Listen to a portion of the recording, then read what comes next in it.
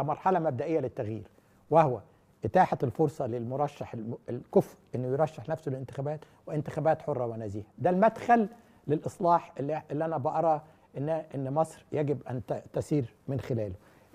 دعنا نضع الضمانات لانتخابات حره ونزيهه، دعنا نضع الشروط التي تحقق او تمكن كل مصري انه يرشح نفسه، يرى في نفسه كفاءه ليكون رئيسا لمصر. وانما هذه خطوه اولى نحو اصلاح شامل وطويل.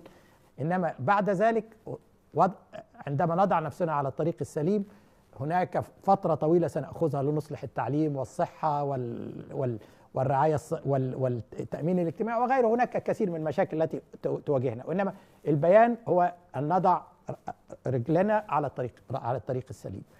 في بيان ابسط من البساطه بيقول ان احنا عاوزين انتخابات حره نزيهه، بيقول ان احنا عاوزين حقنا في ان من يريد الترشح لرئاسه الجمهوريه ويرى في نفسه كفاءه يمكنه ان يترشح. اذا كانت هناك من الشعب نداء صريح واضح قوي اننا مع التغيير ومن اجل التغيير، لا اعتقد ان اي نظام سيستطيع ان يقف في هذا امام هذا. واذا وقف اي نظام ضد الاراده الشعبيه، ضد ما يطلق عليه سعد زغلول الامه فوق الحكومه، فيجب ان يتحمل هذه العواقب. وهذا يعني مش لا نخترع العجله، هذا هو ما تم في كل دول العالم شمالا وجنوبا شرقا وغربا.